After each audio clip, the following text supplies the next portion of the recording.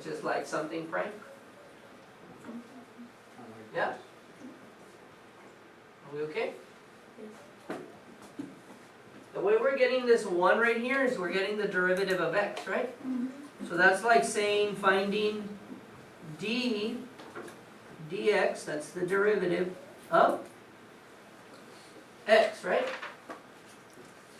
Which is like saying dx over dx, which is really 1. Understand? So down here, this would be like finding d something over dx. D something over dx is just the derivative of something. Good? Yes? Alright, so let's get the derivative of this guy. The same problem we just did, but let's do it with the chain rule. Did we already do it? Yeah, so tell me the derivative real quick. What was it? What did we start off with? So this is something cubed, right? So what would something cubed, the derivative of that be? 3 something to the second, right? Times the derivative of something, which is this inner layer. What's the derivative of 2x plus 3? 2. So we end up with 6 parentheses 2x plus 3 squared. But wait, that doesn't match the answer we got up here. Why is this one different than this one? They expanded it, right? So let's expanded it. Okay. So I expanded it. How can I expand this if it's squared? Do you remember the shortcut for that? S mas, right? So square the first one. 4x squared, multiply all 3. 12x, square the last one. 9. Multiply them all by 6. 6 times 4? 24. 6 times 12? 72. 6 times 9? 54. Now does it match the answer? Yes. Good? We got it? Alright, let's try this next one, see if we can do it. Now what we're going to do is practice the chain rule, try to master it by doing different examples, okay? So this first one says, find the slope of the normal line to the graph of sine squared theta when theta equals 3 pi over 4. So in order to find the slope of the normal line, I need to know the slope of the tangent line so I can get its opposite reciprocal. In order to find the slope of the tangent line, I need the derivative, right? Yes? Let me scratch that and I'm going to write the original function. So this is going to be f theta, and I'm going to rewrite it so that it looks like this. Sine theta to the second power. Okay, whenever they give you the function written like this, sine squared theta, it's just sine theta squared. Okay, I'm going to rewrite it like that so I can see that I have to do what? Chain rule, because I have a function within another function, right? The outer function is like x squared, and the inner function is sine theta. So I'm putting that into the other. We good? Alright, so now let's go ahead and find our derivative. So derivative of the outer layer, which is that squared, that power. What would we get? 2 times sine theta, right? Okay, to the first, right? We don't have to put the 1, but I'm just putting it. Times, get the derivative of the next layer, which is this one in here. Derivative of sine. Cosine theta, we don't touch the theta. Times the derivative of the last layer, which is theta, which is 1. Okay, so let's simplify it a little bit. What do we end up with? 2 sine theta, cosine theta. So now we have a formula to find the slope of the tangent line. Let's use it. F prime at 3 pi over 4. So we have 2 times sine of 3 pi over 4 times cosine at 3 pi over 4. Do we know what sine and cosine are at 3 pi over 4? Yes. What quadrant are we in when we're at 3 pi over 4? Second quadrant, because it's one what? One less. Second quadrant. What's positive in the second quadrant? Only sine. So this guy's going to give me a negative number, right?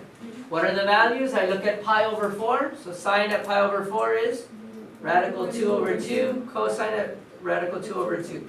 But the cosine has to be negative radical 2 over 2. Times positive radical 2 over 2 times 2. So what can we do here?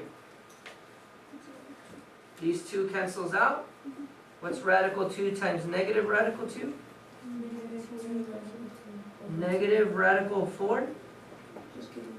Right? Inside multiplies with inside. And what's the square root of 4? 2. So this is really negative 2 over 2, which is really negative 1. Right? But that's my slope of the tangent line. We want the slope of the normal line. We want its son, which is 1. Opposite reciprocal. Easy? Yeah. So that one was not only the chain rule, but an application, right? We had to find the slope of the normal lines. We had to use the derivative for something. Alright, the next ones are going to be easy. They're just finding the derivative, okay? Let's practice. Let's master this chain rule. The chain rule is the area where kids have the most errors on the AP exam. They forget to apply the chain rule, or they forget to do one layer of the chain rule. You've got to make sure that you master this, okay? Very important. Master it, okay? Like that lollipop, you want to get to that gum. Alright, so here we go. Find the derivative. How many layers does it have? 2. It has the exponent and this part inside. So let's do it. Start off with the outer layer. So we end up with what?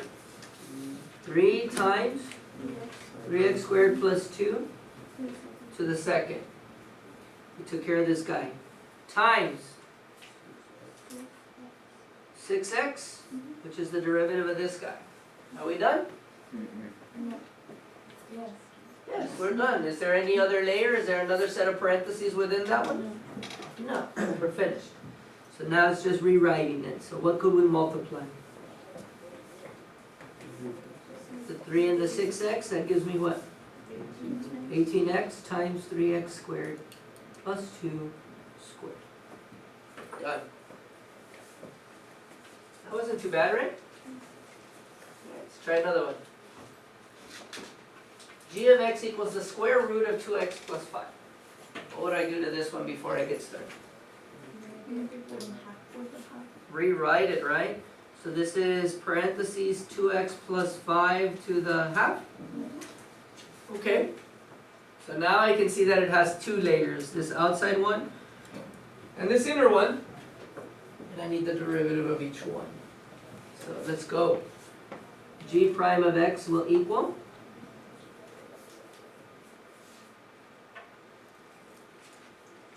1/2 times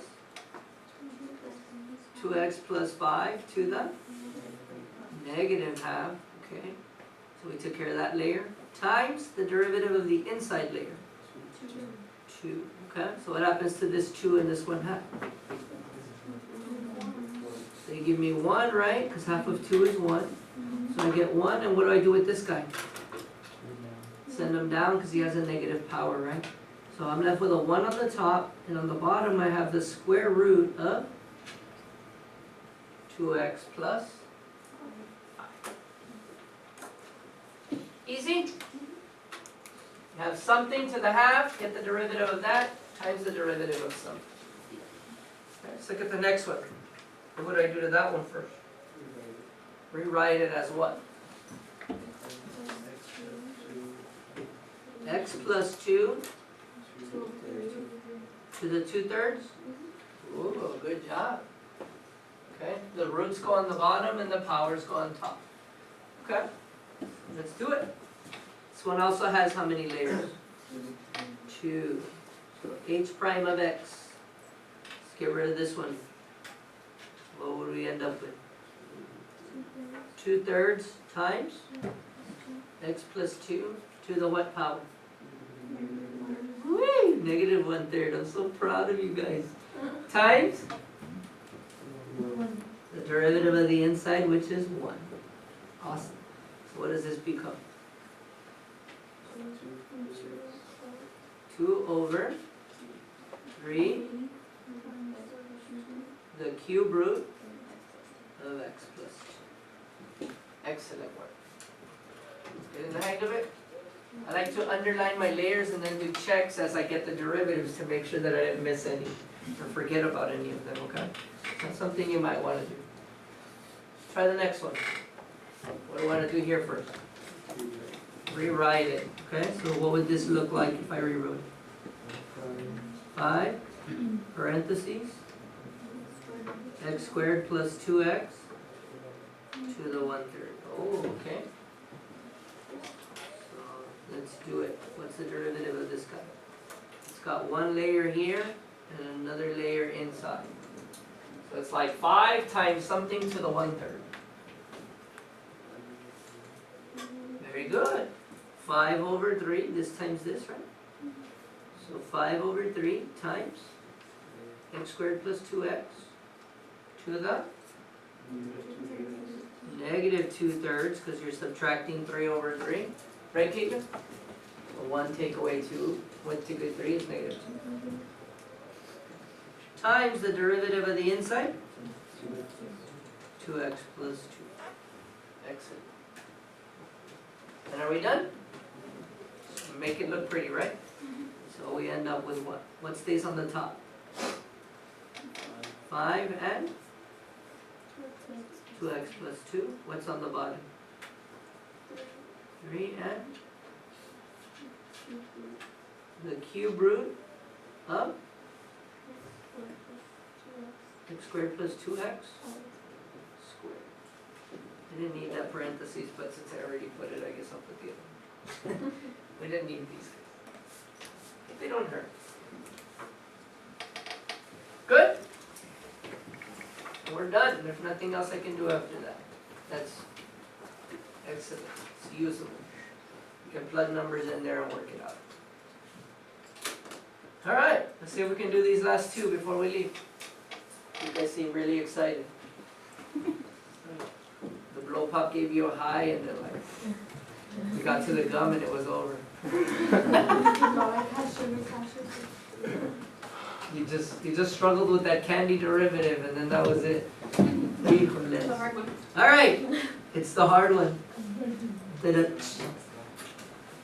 What would I do here? Rewrite it. So what would it be if I rewrote it? Cosine of 3x squared. Very good. Make sure that you can rewrite. How many layers does this one have? 3. We got the power, we got the cosine, and we got the 3x. So we need to make sure we get the derivative 3 times. So let's do it. What's the derivative of the outermost layer? 2 times cosine of 3x to the first, right? Times, we took care of that one. Derivative of cosine is negative sine of 3x, we don't touch that, times 3. We got them all. So now let's just simplify it. What can we multiply on the outside? 3, the negative 1 and the 2. Negative 6. Cosine of 3x times sine of 3x. Easy? That wasn't too bad, right? Let's take it step by step, one layer at a time. Work from the outside in. Alright. This last one, what do I do? Rewrite it. So this is sine of 2x plus 1 squared. How many layers is this one? 1, 2, 3. So let's do it. Okay, what would we end up with first? 2 times sine of 2x plus 1. We don't change anything to the first. Times, so we took care of that one. Derivative of sine, cosine of 2x plus 1 times the derivative of 2x plus 1. 2. And let's just rewrite it. So what do we end up? 4 sine of 2x plus 1 times cosine of 2x. Kindergarten stuff? It's too easy? Okay, we're not going to let them get us on the AP test? No. Okay, we're going to master the chain rule. We will use it over and over and over again. Are you going to give us a little talk before the AP test? Yeah, maybe I will. So that way you can remember that moment that we shared. Alright, so we got about 10 minutes. I think we can get through these 2 examples. What do you think? Yeah? Should we try? Alright, so now what I want you to see is that the big 3 can be used together. So the product rule, the quotient rule, and the chain rule sometimes have to be used together in order to find the derivative of that ultimate function. So let's look at this guy right here, and what do you notice is happening between these 2 things? They're multiplying, right? So there's a product happening here, so in order to find the derivative of it, I need to use the product rule. Okay, so this is actually 5x times